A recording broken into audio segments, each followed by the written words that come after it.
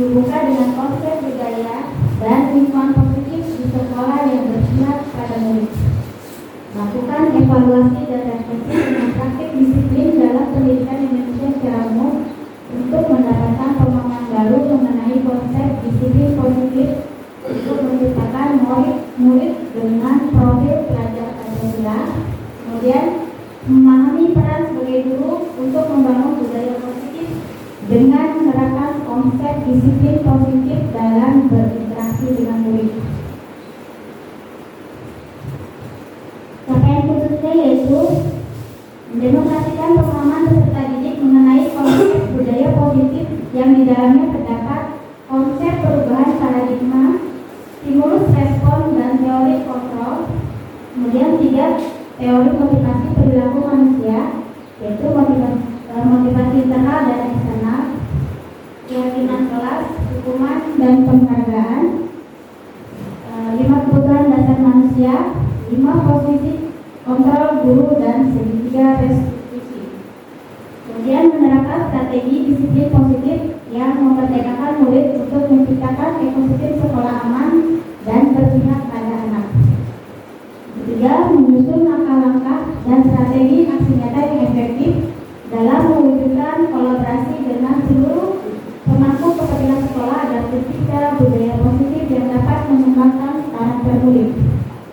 Keempat, bersikap reflektif dan kritis terhadap budaya di sekolah dan senantiasa mengembangkannya sesuai kebutuhan sosial dan emosional. Ini ada pertanyaan otomatis ya. Saya minta jawabannya.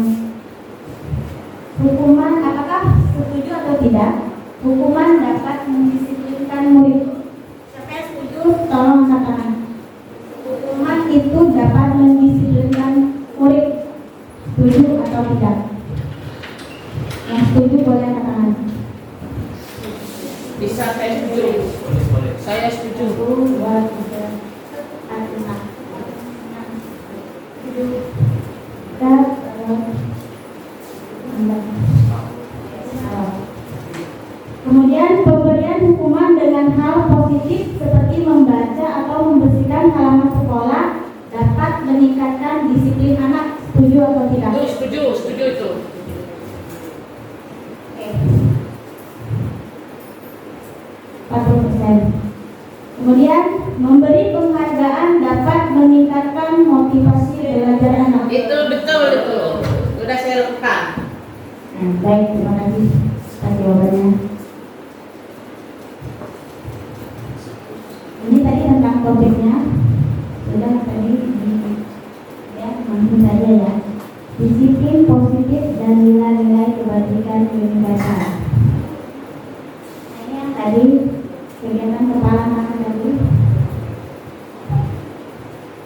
sudah disampaikan. Oke, perubahan paradigma teori kontrol atau teori pilihan. Ilusi guru mengontrol murid. Ilusi bahwa kritik dan membuat orang merasa bersalah dapat menguatkan karakter. Ilusi bahwa semua penguatan positif efektif dan bermanfaat. Kemudian ilusi bahwa orang dewasa memiliki hak untuk memaksa. Edukasi itu. Bapak. Oke. Sebenarnya tadi untuk jawaban kegiatan kepala tadi, siapa sesungguhnya yang memiliki kontrol? Stimulus responnya. Kita mencoba mengubah orang agar berpandangan sama dengan kita yang dilakukan tadi. Kemudian perilaku buruk dilihat sebagai suatu kesalahan. Orang lain bisa mengontrol saya. Tadi, makanya saya katakan tadi siapa yang mengontrol. Kemudian pemaksaan agar pada saat diujian gagal, model berpikir menang atau kalah. Untuk memasukinya, yang seharusnya teori kontrol atau pilihan itu kita berusaha memahami pandangan orang lain tentang dirinya. Semua perilaku memiliki tujuan. Hanya Anda yang bisa mengontrol diri Anda sendiri.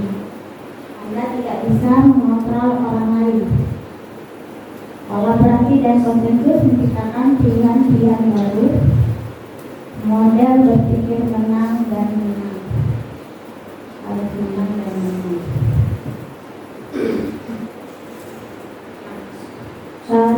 Untuk kegiatan hari ini ini ada bagannya yang akan dibahas hari ini lumayan banyak ya.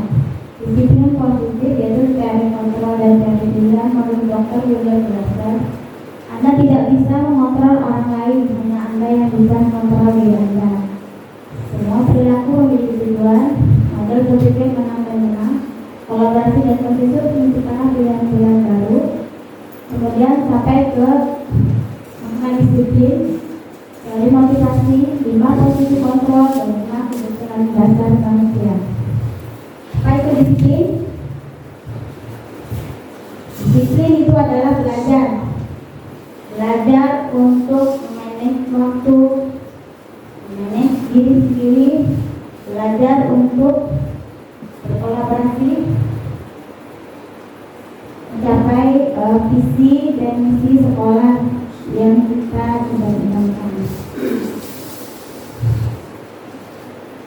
Makna asal dari kata berkolaborasi dengan disiplin diri dari murid-murid Sokrates dan Plato.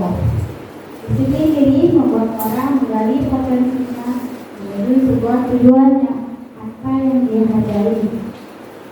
Namun dalam budaya kita, makna kata disiplin telah berubah menjadi sesuatu yang dilakukan seseorang pada orang lain untuk mendapatkan kepatuhan.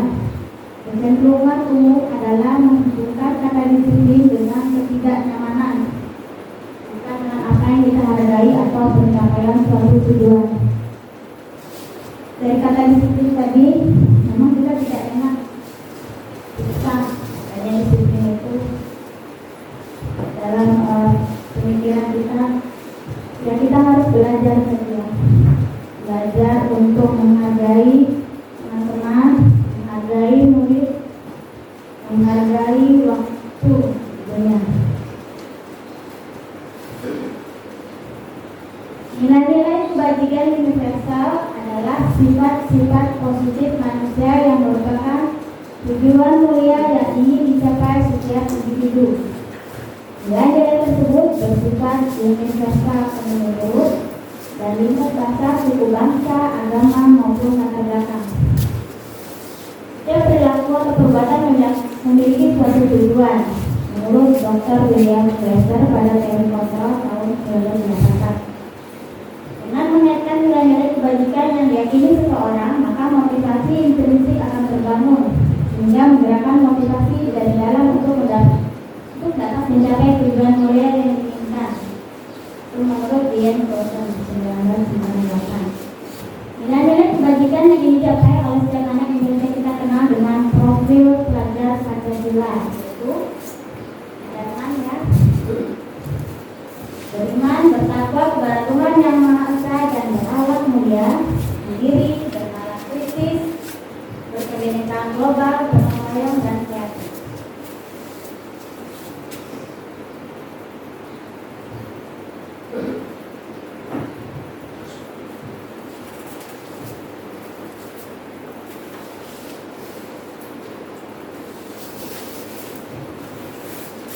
Teori motivasi perilaku manusia.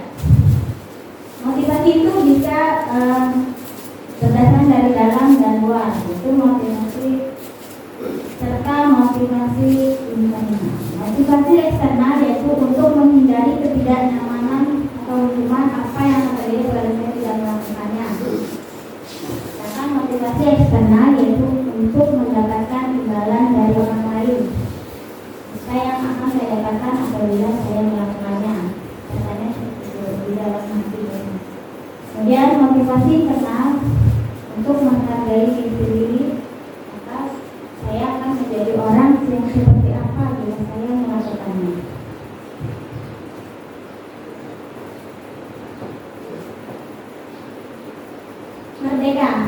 Merdeka menurut Kerajaan Dewan Saya artinya tidak hanya terlepas dari perintah, akan tetapi juga cakap buat pemerintah diri sendiri.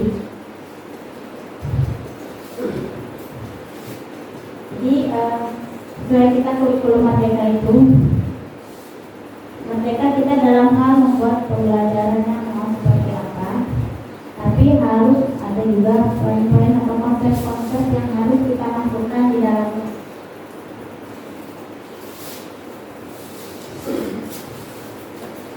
Dihukum oleh penghargaan.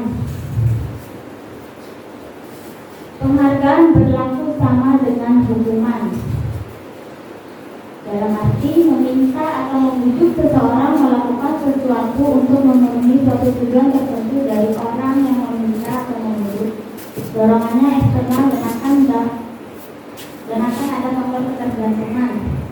Biasanya kalau kita memberikan penghargaan kepada orang lain setelah melakukan sesuatu, maka nantinya pasti orang tersebut akan meminta lagi penghargaan. Misalnya kita terhadap siswa kita beri jajan misalnya hari ini, dia mau melakukan apa yang kita suruh, bisa menulis atau membaca apa-apa yang hari ini dia mau melakukan itu dengan kasih persen. Besok maka dia bisa jadi tidak mau lagi melakukan apabila tidak dikasih permen atau lainnya. Itulah makanya sebaiknya kita jangan memberi penghargaan atau jenisnya reward agar tidak menjadi kebiasaan. Hal itulah yang ditakutkan kita tidak melakukan itu. Pengaruh jangka pendek dan jangka panjangnya itu. Misalnya 2-3 hari lagi disuruh lagi, dia nggak mau lagi. Nah, jangka panjangnya dia akan terstimulus setiap hari. Kalau saya nanti dapat ini seperti ini. Nah, bila nggak dikasih maka akan malas, tidak mau lagi melaksanakan itu. Penghargaan menghukum.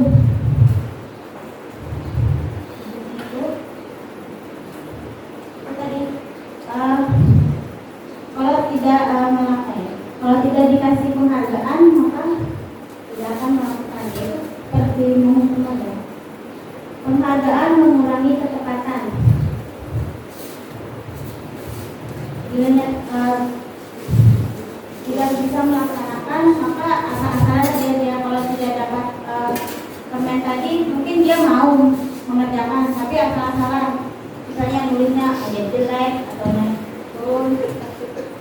Nah, sedangkan seharusnya kita makanya kita jangan memberikan suatu penghargaan tadi kepada anak. Penghargaan itu tidak efektif. Penghargaan merusak hubungan antara guru dengan murid. Aku nggak mau lagi masuk sama itu karena nggak dikasih gitu kan. Jadi aku mau masuk sama yang murid aja gitu. Jadi tidak baik antara murid dan gurunya.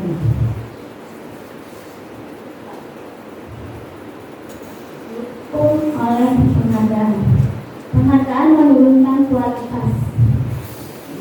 Karena tadi pembelajaran ada iming-imingnya, maka akan menurun kualitas dari ilmu yang didapat. Penghargaan mematikan kreativitas. Jadi tidak kreatif lagi, menunggu aja, menunggu. Dan penghargaan mengurangi motivasi kreatif. Nah, selanjutnya bentuk program kebajikan atau apresiasi itu dalam memberikan apresiasi atau pengakuan perlu diingat beberapa hal. Beri pengakuan secara khusus. Jadi kita misalnya memberikan misalnya anak ini bisa melaksanakan yang kita suruh, bagus mah, pintar. Beri pengakuan secara pribadi. Jangan memberikan pengakuan itu dalam ruang kelas. Maksudnya, kamu pintar daripada ini, kamu anaknya lebih pandai dari ini. jangan ya, Bapak Ibu. Yang teman lainnya yang merasa tidak diberi penghargaan tadi, dia merasa rendah diri, saya jadi dipuji oleh ibu, jadi down. Itu akibatnya kalau kita memberi pengakuan secara klasikal itu juga kelas. Jadi sebaiknya memberikan penghargaan atau pujian itu secara pribadi aja, misalnya maju ke depan di muka ini untuk saling berhadapan aja. Kamu bicara, oh ini bagus semuanya ini. Kemudian beri pengakuan kepada semua murid secara bergantian, karena tidak semua murid itu kepandaiannya sama dan kemajuan akademiknya sama. Pasti ada kelebihan dari masing-masing siswa. Misalnya siswa A pandai dalam berolahraga, siswa B pandai dengan seni. Nah itu kita tidak bisa menyamaratakan, oh ini pandai semua, tidak bisa. Jadi kita harus memberikan pujian sesuai dengan kepandaian masing-masing. Nah, jadi pengakuan semua murid secara bergantian, karena semua murid itu punya kelebihan dan kekurangannya. Jadi juga kita beri pengakuan secara konsisten. Nah, jadi kita memberikan pujian itu hari ini, oh kamu pintar, harus secara konsisten. Besoknya kamu ini kemarin sudah begini, kan kemarin sudah dibilang pintar. Jangan lagi kita memberikan kemarin kamu bisa ini, kalau sekarang ini jangan ya. Sebaiknya kita puji lagi, tapi dengan hal yang lainnya yang ada lebihnya pada hari itu, dan fokus pada prosesnya. Setiap anak pasti berkembang setiap hari dan tidak harus sama. Misalnya kemampuannya hari ini sama dengan kemampuan kemarin, sering bisa mengerjakan. Kita tahu motivasinya tadi dari misalnya dari dalam diri sendiri, misalnya dia ada bermasalah, mungkin dia tidak bisa mengerjakan karena ada masalah.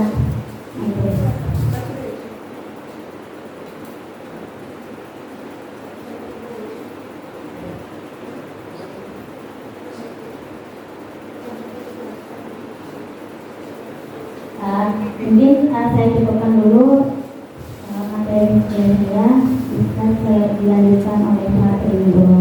Terima kasih.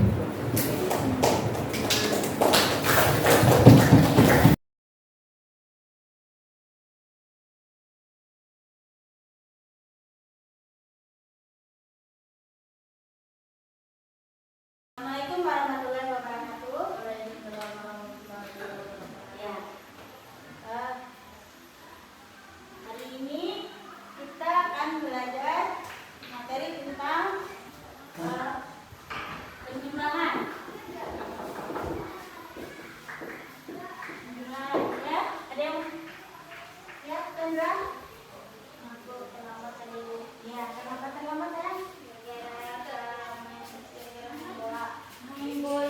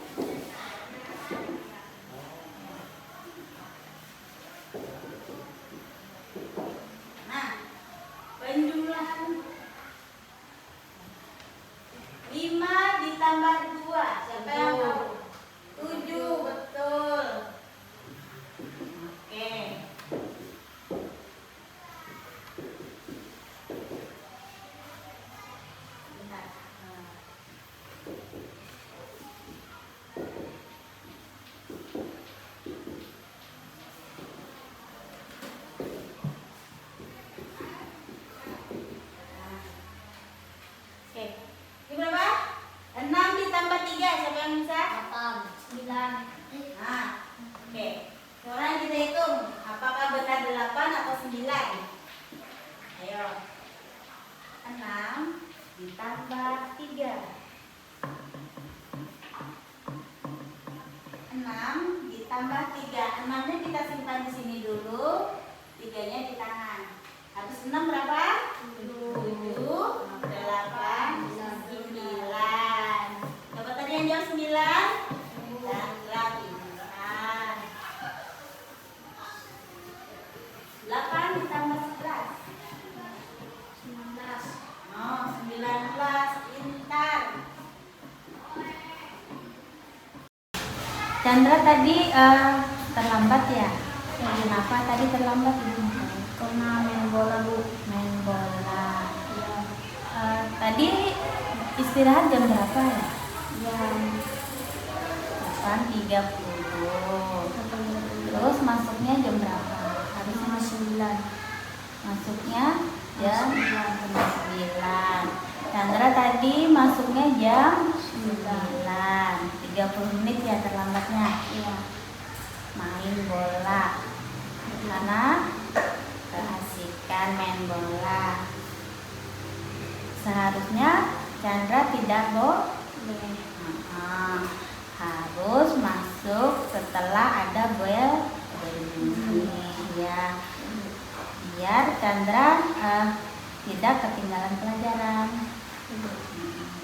Makanya tadi kita Chandra tunggu dulu ya, karena Chandra kan tadi belum selesai mengerjakan tugas yang Ibu berikan.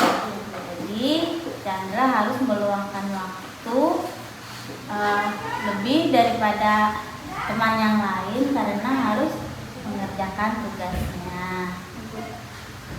Lain kali tidak boleh lagi ya terlambat. Kalau sudah bel berbunyi harus masuk kelas dan tepat waktu ya. Itu saja. Halo, nama saya Chandra, kelas 7. Saya tadi terlambat karena main bola keseruan. Di pelajaran saya terlambat. Saya akan berjanji tidak mengulanginya lagi. Saya pulang lebih lama untuk mengerjakan tugas.